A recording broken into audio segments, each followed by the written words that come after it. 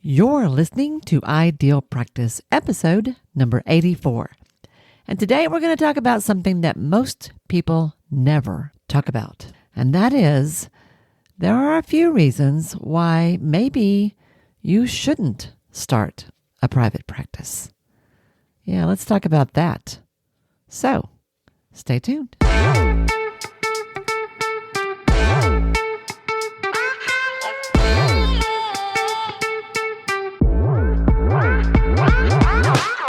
Hi, I'm Wendy Pitts-Reeves, and with over 2 decades of experience in the private practice world, I've built my 6-figure business while learning a lot of lessons the hard way. This is the first podcast that shows you how to apply the principles of energy, alignment, and strategy to build a practice that is profit-centered, but people-forward. This is the Ideal Practice Podcast. Hey guys, this is Wendy Pitts-Reeves, your host here at Ideal Practice. Thank you so much for tuning into another episode and hanging out with me here today. I have the tail end of a little bit of a cold and a little bit of a frog in my throat. I am hoping I can get through this without having to start and stop too many times. How are you doing? What have you guys been up to? I think I mentioned to you in my last episode that I was on my way to California, and I am now back, as I told you I would be. I went out there to Orange County, California to attend BBD Live. That's Business by Design Live, which is a huge event hosted once a year by James Wedmore, who is the coach that I'm working with. I joined his program earlier this year. It's been a hoot.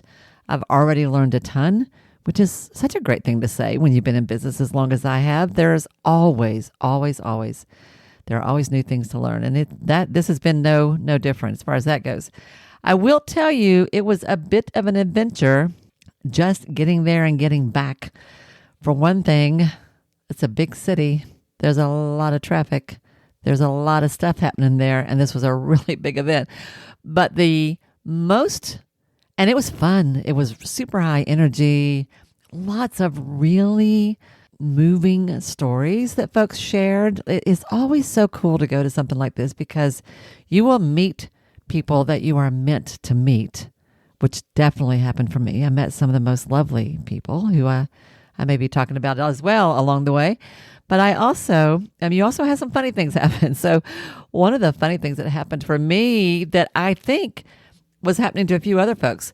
We got the most incredible swag bag I have ever gotten at a conference. Y'all know what I'm talking about? This is like the little birthday goodie bags you get, your kids get at a birthday party. You go to a conference and they give you a tote bag with all kinds of stuff in it, all kinds of good stuff. Well, man, he had some pretty serious sponsors and we got lots of cool things in that little bag, which was awesome. But it was heavy. And I'm like, why in the world is this so heavy? What in the world is in here? Well, what was in there was a full bag of cachava. It's a superfood, a super blend, kind of I think they call it a whole body meal. It was something that many of you who are healthier than I am and are into this kind of thing will be familiar with. I actually was not. Y'all, that's not who I am. I'm not going to try to pretend that I am. But it was... I knew enough to know that this was a big deal that we got this. And somebody told me that this big bag of this superfood was like something like $75 if you bought it at a store. And I'm like, wow, well, that's a really nice gift, even though I don't know what to do with it. Don't laugh at me. That's just the truth of it. But I brought it home because I knew that my wife would want it because she is into that kind of thing. And oh my Lord, when I went through airport security with that in my tote bag, my carry-on tote bag, that sent off all kinds of alarms. And I actually had to go through security like a couple of different times. I had to repack my suitcase a couple of different times. They actually had to open that bag and test it to make sure it was what I said it was. And I said, I don't really know what you do with it, but I think it's really good for you. Oh my gosh, that was so funny. And in all the comments in the Facebook group for this event afterwards, there were people who were saying, I didn't have any trouble. I flew all the way to Germany. Nobody asked me anything. And other people were like, yeah, I had all kinds of problems. So That was really funny. And it made me think that when you have a sponsor who is giving you something to give to your guest at an event, if they're flying, think about how they're going to take that home. That was just really hilarious. I have never had that happen at airport security before. So there were a lot of sweet moments that event, and there were a lot of tearful moments of that event. But that was a funny one. Yeah, that was a funny one. So anyway, I am back home. I am thrilled to be here. I am not ready for Christmas and for the holidays, but I still got time. It's all good. It's fine. It'll be fine. Yeah, it'll be fine. Ages yet. Anyway, let's talk about what we're going to talk about today, because I've been thinking a lot about what it takes to run a successful business, a successful private practice, and not everybody is meant to do this. One thing about this event that I was at, there were literally almost 1,000 people there. And a lot of them, y'all, were younger people, like folks that in their 20s, 30s, early 40s, who had a level of confidence and courage that I couldn't imagine having at that point. Although I say that, I actually started my private practice when I was 32, so maybe I'm not giving myself enough credit here. But they sure seemed braver than I remember feeling back then. I just do a lot of things on blind faith. That's what I do. But anyway, it made me think a lot about what it takes to be successful, of course, in any business, but especially those of us who are in private practice. Because y'all, here's the truth that nobody ever says. Not everybody's cut out to do this. It's not for everyone. I often tell my people that you have to be a certain kind of crazy to want to start your own practice. And whenever I give a talk or I'm leading an event myself where I'm in the room with a bunch of entrepreneurs, whether they are other social workers like me or they are literally people from all over the world doing all kinds of things, I often will say we are our own unique kind of crazy, because you kind of are when you start a business. I mean, don't your family and friends look at you like you're kind of nuts sometimes? Like, why would you want to take on this level of uncertainty and challenge and what sometimes feels like a little bit of chaos? Yeah, well, there's the truth. That is true. It's not for everybody. I was thinking about back when I ran my group practice. Y'all know I started and built and ran a group practice for 20, 25 years. And I had a therapist at one point who joined us for a couple of years who was really, really good at what she did. She was a couples therapist and did great work. She was a lovely human being. She added a lot to our practice. I loved having her there. But she only stayed with us for a couple of years before she left and went back to a job in an outpatient clinic that was attached to the local hospital. And I remember being so surprised by that. Like, why would you leave? Because we had a pretty sweet setup in my group practice. A lot of people who worked at my practice said that it was like having a blend of the best of both worlds. In some ways, you had the freedom that you would have in a solo practice with all the benefits that you would have in a group practice. That is very much how my practice was. So it was a good deal and a nice place to be, just to be. And she decided after a couple of years that it wasn't for her, and she went back to her job. Well, did that mean that she wasn't cut out for private practice? Maybe. Maybe not. I don't know. We're going to explore that. I will tell you that I never expected to own a business at all. I had zero aspirations to that as I was going through graduate school or as I was dreaming my big dreams as a young adult. That certainly was not in my plans at all. I started a private practice out of desperation. And I started it for all the wrong reasons. Like a lot of folks will tell you, if you are starting a business because you want freedom and money, that's actually not the best reason to start a practice, because a lot of times you don't have that in the beginning. If anything, you have just the opposite for a while. I heard once that it takes an average of something like 3 years before most new businesses turn a profit. Probably took me longer, honestly, if I think about it. So I actually started a practice for the wrong reason. we were adopting our firstborn, and I wanted to be home with this sweet little boy. And I couldn't find a part-time job anywhere, a part-time clinical position. So I started a practice because it was the only way I could think of to earn a living and still be a mom. So does that mean I was making a mistake? Because I knew absolutely nothing about running a business of any kind. And I made a lot of mistakes. I had no training. I had no coaching. I had no experience. I had no education in this side of things at all. I had no idea what I was doing. And at that point, no one in my family had run a business. Now, since then, that's changed. But back then, I literally knew nobody who was running a business. So does that mean I wasn't cut out for this either? Because I sure screwed things up in the beginning. I don't know. Maybe. Well, here's the problem when we don't have an honest conversation about this. It means that some really gifted healers avoid opening a practice, starting a business, because the whole idea feels so intimidating to them and it feels overwhelming. And it's like, I don't even know what to do, so I'm just not going to do it. And yet the world needs what they have to offer. And I actually feel like for people who are the right person for this, starting your own practice, your own business is exactly the way to share your gifts with the world and help the most people in the deepest, most impactful way. But a lot of people don't do it because they're afraid, because it feels so intimidating. Other people do just the opposite. They dive in like me, wholeheartedly, only to find out that the hours are long. Sometimes the pay is not so great.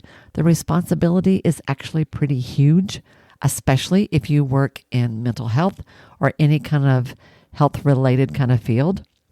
And sometimes that responsibility is a lot more than we bargained for. Not just clinical responsibility, but financial responsibility. So, this is a daunting thing. And knowing what you're getting into, I feel like would help people make a better decision. I feel like it would help those who really I'd love to see them try this. I feel like they'd be more likely to do it if they had a better sense of what was involved and how to make it work. And those who maybe it's not a good fit for them, like my friend at my practice, well, maybe they could avoid some of the heartache and disappointment that happens when you don't quite know what you're getting into. So let's talk about some of the more common reasons why you or anybody else might not want to start a private practice. Now, before I dive into that, because I've got a lot I want to share with you tonight, I do want to share one quick little thing for those of you who hear this quickly when it goes live. This is a sweet little fast thing I'm doing real quick, y'all, right here before the holidays. Some of you know that I have a little 30-day money mindset course. I call it a course. It's really a daily inspiration, a daily drip with a little bit of a lesson, a little bit of a way to think, a little bit of a tip for how to adjust your thinking about money in your practice. I call it Mind Over Money. And this has been available for a good long while as a kind of an evergreen thing that you could take at any time through me. But I'm taking that down. I'm going to take the course down, maybe for good, certainly for a long time. And I want to run it one more time before I take it down for good. And I'm going to start it on December 15th, which will be just a few days after this comes out. It is a powerful, fun, light, easy way to tap into more abundant thinking and to clear the path for a more profitable year as we make the transition to 2024. Because it's a little bit strategy, it's a whole lot mindset, and both of those are important. So I just want to say this really quick. If you are curious about this, time is of the essence. Go to wendypittsreeves.com, my website, wendypittsreeves.com/mind, MIND, for all the information about it. It's just $97, y'all. The DIY basic foundational piece of this is just $97. I will say, though, two cool things. One is I have added a journal to this that I did not have before. It's a custom design journal that I created myself that will give you a sweet, lovely way to track your ahas, triggers, awarenesses, lessons, cool things that you figure out along the way, and track that as you go. It is a downloadable journal that you can print if you want to, or you can fill it out online, but you get that now with this course. That is brand new. I did not have that before. I also have sort of a special upgrade I want to offer. I'll tell you about that at the end of this episode. I don't want to take too much time here, but stick around to the end because I do want to share that with you because for some of you, I think it's going to be just right. So hang on for that. All right, let's get back to why some people should not have a private practice. The first reason I want to tap into is your why. Why do you want to do this at all? So it's one thing to step into the career that you're in, to be in the industry that you're in. You're a yoga teacher, you're an energy healer, Reiki practitioner, you're a psychotherapist, you're a chiropractor.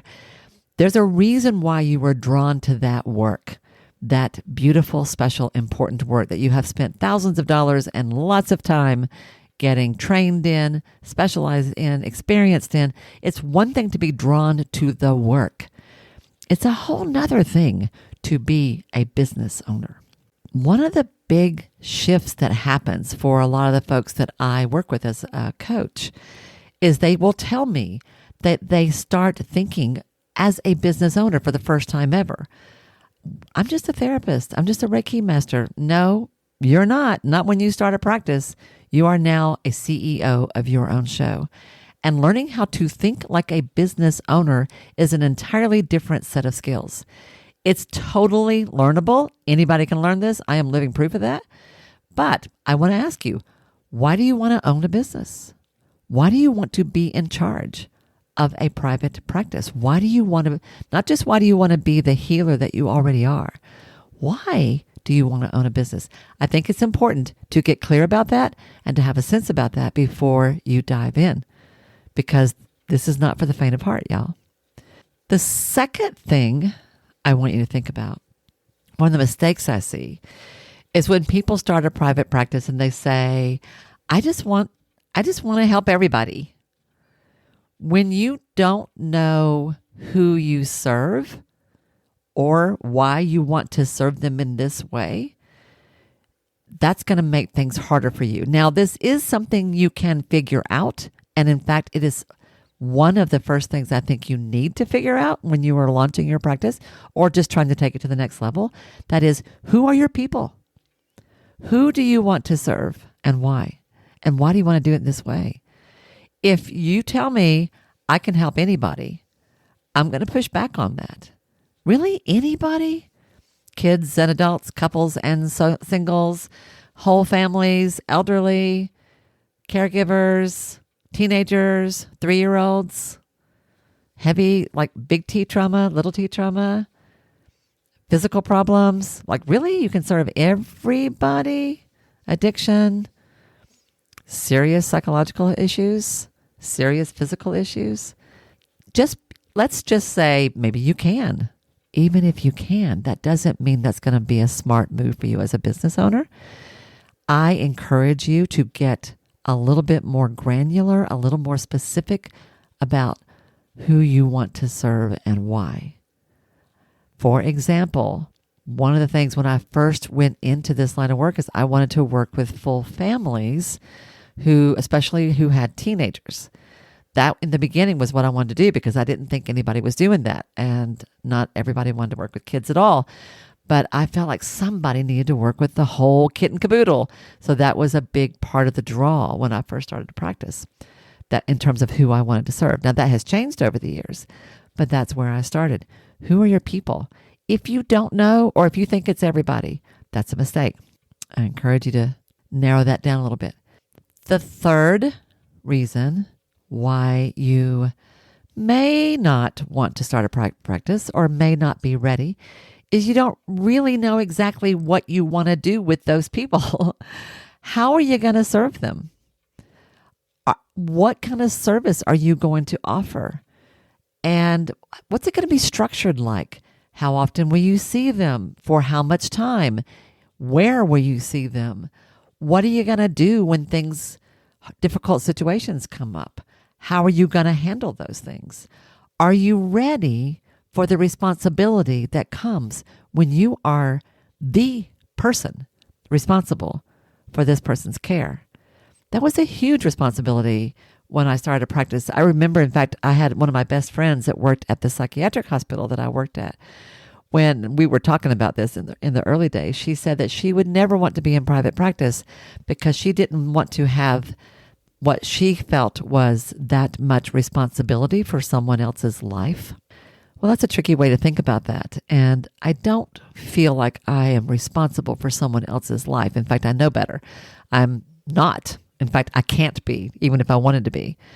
I am responsible for showing up for them with my best clinical skills, which means lots of things, right? But how do you want to serve? What's the product that you're going to sell, y'all? Now, there's triggery language, isn't it? What's the product? What's the program? What's the service? Is it just standard 1 hour a week sessions forever for anybody who will take it? Or is it something a little bit more special, or something a little bit more unique, or something a little bit more finely tuned to your particular gifts, the way you like to do things, and who you like to serve? Now, it is true, you can start a private practice without having this nailed down in any particular way. You actually can start a practice and just say, I offer services in whatever your industry is. You're an energy healer, you offer healing sessions. You're a psychotherapist, you offer counseling sessions. You can do that. I will say that I think you will be more successful faster if you spend a little time sort of thinking about this in a little bit more narrow way. I will say that. So why do you want to do what you want to do? Why do you want to own a business at all? Who are you going to serve specifically, and how? Those 3 areas can make a huge difference in sort of opening the door and getting you started off on the right foot when you begin to talk to people about what you do. Knowing this up front, this is the easy part, y'all. This is the easy part. This is the, hi, this is who I am and what I do and how I do it. This is who I help and how I help them and why I love this so much. Like, this is where you start. Then we get into things that are a little bit tougher. The 4th area where I see people struggle, and this is a biggie. Oh my gosh, this is such a biggie, is anything related to the money side of running a practice. This was a huge problem for me. And I can't say this often enough. And if you follow me, you know I do say it quite a lot because I need to, because y'all need to hear this. I took the attitudes that I had when I worked at a residential treatment center, running the family therapy department and working with kids from all over the country. I took the attitude I had there right with me into running my own business. And that attitude was, I just want to help people. I don't care about the money. I just want to help people. I don't care about the money. I'll do whatever it takes. I'll be here for them in whatever way I have to be. I'm going to make sure that my people get what they need. I don't care about the money. There are no words to describe how big a mistake that was, or how much money I lost because that's the way I thought. When I lost money in those first few years, I wasn't just hurting myself. I was hurting my family. And what I know now is I was hurting my clients. I didn't see it at the time. I've talked about that elsewhere here on the podcast. But it was just a mistake that just cost everybody. So you may not be meant for private practice if the whole idea of asking people for money and getting paid makes you break out in hives. Now, I say may not be because I certainly wasn't, but I learned. You can learn. But I want you to know this up front because nobody tells you this. For you to be successful in private practice, you have to be profitable. You have to learn how to sell your services. You have to learn how to sell the difference that you make for people. And you have to learn how to ask for and receive payment. Ask for and receive payment. It's a perfectly good thing to do. It is an equal exchange of energy between you and your clients. I I've talked about that also as before. But this is one of the things that makes a difference for those who are suited for private practice and those who are not. And if you're a little squirmy thinking about this, that doesn't mean you can't do it, y'all. It just means know that this is going to be one of the areas where you've got some work to do. And the cool part is you totally can learn how to do this. It'll be fine. It'll be fine. But it's hard for a lot of us in the beginning because it's not how we are wired. The fifth area where you may have trouble that may mean you're not quite set up for private practice is in your comfort with and willingness to institute habits, systems, boundaries. This is, and let's talk about this for a little bit. When you have a job, y'all, when you work for somebody else, think about this. Somebody else sets the structure for you. Somebody else tells you when to show up and when to go home. Somebody else decides when you get paid. Somebody else decides what the fees are for your work. Somebody else decides when you get vacation and how much of it you get. Somebody else decides where you actually see people and under what circumstances. Somebody else decides what you're allowed to do while you're working with them and in what way. Somebody else decides how to market that and promote that and get those clients in the door. Somebody else decides how to cover you legally, financially, insurance-wise, and all the other things that go into running a business. But when you own your own practice, when you are the CEO of your own show, you're the one who does all that. You decide when you sit down at your desk, when you go to your office, whether you return that call, whether you run that ad campaign. You decide whether you're going to go to a networking event, whether you're going to write better copy for your website, whether you're going to create the video that you know will help your clients understand you better. You're the one who decides when to raise your rates or what to charge at all, whether to offer packages or discounts or not. You're the one who decides it all. You're the one who decides when to take a vacation or whether you're just going to work yourself straight through all year long. You know how I feel about that, right? Yeah. It all comes back to you. So your ability, or if you don't have this ability, your willingness to learn how to institute habits, systems, boundaries is going to be crucial for not just your success overall, but your sense of safety, of well-being, your sense of balance, your sense of control. It's how you make sure that you run your business and it doesn't run you. This ends up being one of the things we talk about a lot in some of my masterminds and some of the things that I offer for my people. It is an area that trips people up. If you're used to other people setting all the rules and determining all the boundaries, you got to do it yourself. And it doesn't mean you can't, if this isn't a strong suit for you, that's okay. But again, this is something you have to learn how to do because nobody cares if you return those client calls or if you sit down and do your billing or if you keep up with your taxes or if you make sure that your malpractice insurance is paid on time. Like nobody cares about that stuff but you. So you got to be willing to be the one in charge. You have to be willing to have a certain amount of initiative. You have to be willing to hold yourself responsible because you will be. The next area, which is sort of related, where people have trouble and where I don't know what I thought about this before I started to practice. I think I didn't think about it at all, honestly. I told you I didn't have any idea what I was doing, so I didn't think about any of this, of course.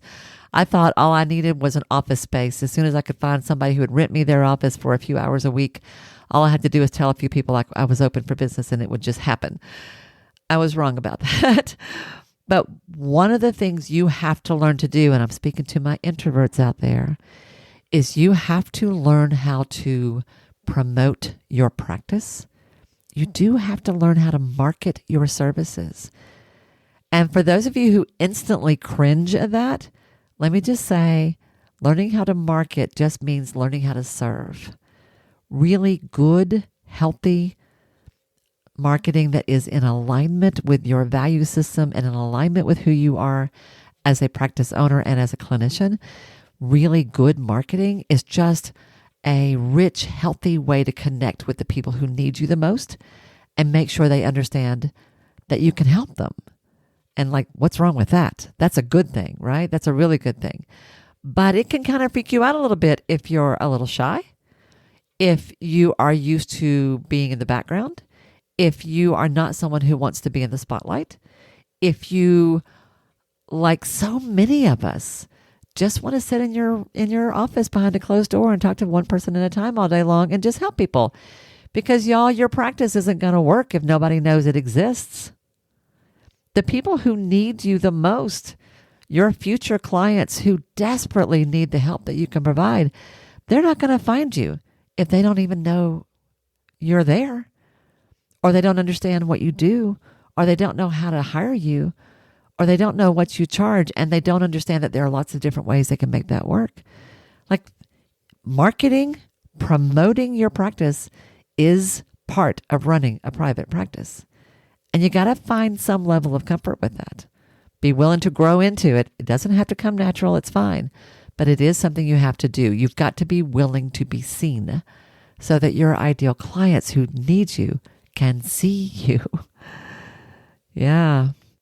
As I'm talking this through, I'm just thinking about so many people that I've worked with as a practice coach over the last several years where we just have come back to these issues over and over and over again because they are hard sometimes. Now, not for everybody. Some folks do just fine and just kind of click and figure it out right away and do good with it.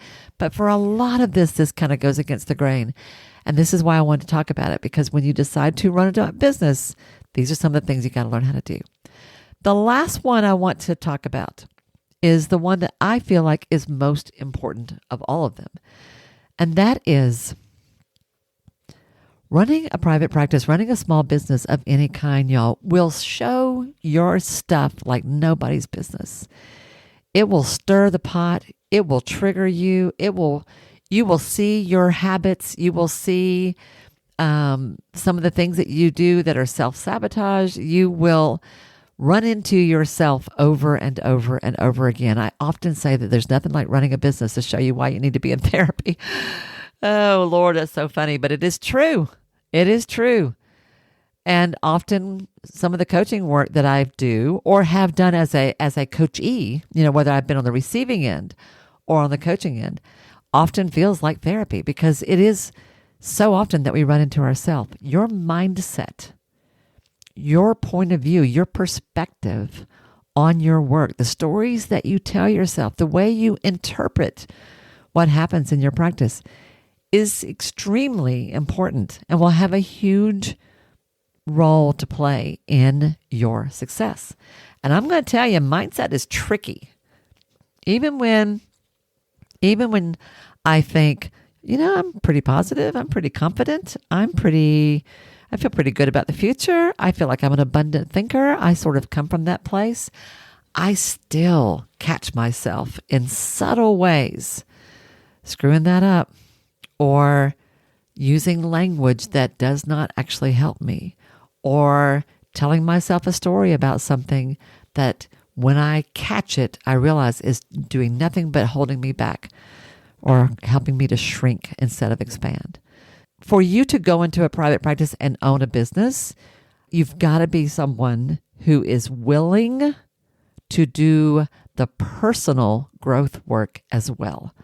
Because this isn't going to be all about the numbers and the product and the people you serve. This is also going to be about who you become along the way, who you want to be, who you need to be in order to run the kind of practice that you want to run. That's a big part of it, y'all, is our personal growth. Not just our growth as business owners and the strategy, but the way we grow in terms of how we think about things, the way we approach problems, and the stories that we tell ourselves along the way. So I was telling you about my colleague at the beginning who decided that she was not cut out for private practice. The truth is she did just fine. She had a full practice. She had plenty of clients. She was making good money. It actually was not that she wasn't cut out for it, but it was that when she tried it and gave it a good try for a couple of years, it just wasn't a good fit for her. She actually did not like being the point person. She didn't like having the responsibility for making the whole thing work. She just wanted to show up to her job, see her people, and go home. She didn't want to think about how to promote her services, how to package her offers, how to set systems in place that were going to make things work. Like, she did all that, and she did it just fine. She was great, actually. But she didn't love it. It just wasn't a good fit for what she wanted her lifestyle to be. She would rather somebody else figure all that stuff out. She just wanted to see her people. So she left us after a few years and went back to her job at the hospital. There was nothing wrong with that. So is this a good fit for you? I don't know. But I have laid out for you here some of the things you'll have to know about and be ready to work with when you start this, if you decide to try it. I hope that it is. But sometimes you don't know until you try, right? Now, how about for myself? Does it mean that I wasn't cut out for private practice? Because I mean, literally, y'all, I lost like $13,000 the first year in unclaimed sessions that I had done that I never got paid for. And that's the money I could measure. There was a lot more that I never did measure. So bad. So bad. But that doesn't actually mean I wasn't meant to own a business. It just meant I wasn't very good at it at first. The truth was, the really big surprise for me that I never saw coming was that I learned quite unexpectedly that I loved being responsible for the whole thing. It was a lot. It was more than I had any idea, but I actually loved it. I loved knowing that when things worked well, that was because I was doing something right. And I actually also loved that when things didn't go well, I knew that it was because I wasn't doing something right. I actually loved the fact that it all came back to me. Now, does that mean I didn't beat myself up? No, of course I beat myself up. Does that mean I didn't have some really, sleepless nights where I wasn't sure how I was going to pay my taxes? Yeah, that happened. But I learned. I read things. I took classes. I went to conferences and workshops. And as they began to come around, I began to hire coaches. And I learned. I learned from the mistakes that I made, and I learned from the things that went well. And I personally loved all of it.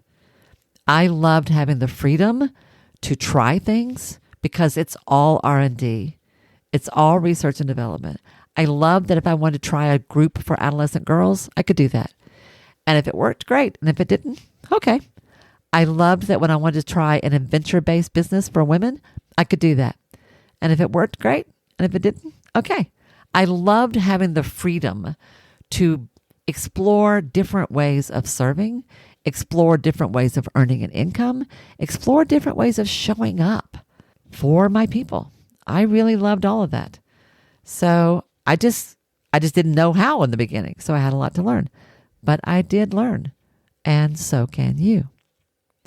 So I just wanted to sort of have this conversation because nobody tells you that running a private practice actually can be quite daunting. Now, if you join a big group practice, that means somebody else is figuring all this out and you still don't have to do it. But when it's your own thing, you got to be clear about why you want to own a business, who you want to serve, how you're going to serve them, how you're going to get paid and be comfortable getting paid. You got to be willing to set up the systems and the boundaries because if you don't, it will run your life and you still need to have a life. You got to be willing to be seen so that your ideal people can find you. And you have to be willing to grow personally and do the internal work that it takes to do this, to be this person, because that's just what it takes. So I hope this is stirring some things up for you. I don't want it to be discouraging. What I want it to be is inspiring. I want you to go, oh, well, you know what? I can do that. And I'm a little fuzzy in that, but I can figure that part out. And I kind of think I've got that part. Those are what I have just talked you through are the 7 pillars of an ideal practice. This is the things that I think every practice needs to have. Your purpose, the people you serve, the product you offer, the payments system, all the things around money, the processes that you have in place, the way you promote your work, and the perspective that you bring to it all. Those are the 7 pillars of a healthy private practice. That's what we've talked about. So would love to know what you think about this. Shoot me a DM on Facebook or an email. Tell me what you are learning just from hearing this. I'd love to hear that. And one more time before I promised you that before I got to the end of this episode, I promised I would share one more thing with you. Remember I said that I am launching for the last time, maybe ever, but certainly for a good while, Mind Over Money, my 30-day course. It's a little, I say course, it's just a little daily email, a little daily drip to help you learn how to pay attention to and cultivate a more abundant mindset. Everybody who's taken this tells me that they love it, that it really gets them thinking about things that they hadn't thought about before. And a lot of times it's fun because people stumble onto magic money, honestly, in all kinds of ways. You'll hear about that in the course. As I said a minute ago, it's just $97 for the basic DIY. You can totally do it on your own. And with that, you get the daily downloads. You get there's an audio version and a written version, so you can take it in whatever way you want to. And you get the new journal that comes with it as well. But for some of you, digging into the money mindset stuff can be a little tricky. It can be a triggery thing to do. And having a safe space to process those feelings and explore anything else that comes up would be kind of nice, right? Even better, this is a thing, having a place where you can actually celebrate your money breakthroughs. I think that's even bigger because we can't do that either. That's just as tricky. We're fine at talking about what doesn't work. We have a little more trouble talking about what does. So for some of you, those of you who want this, I am also offering a little sweet upgrade. I'm calling it my Safe Space Upgrade. The Safe Space Upgrade means when you sign up for Mind Over Money, you have the option of upgrading to Safe Space, which means that I'm going to offer throughout it. This is just 30 days, y'all. It's just a month. It's really going to get you from the middle of December to the middle of January. What a great way to ease into the new year with a healthy, abundant mindset.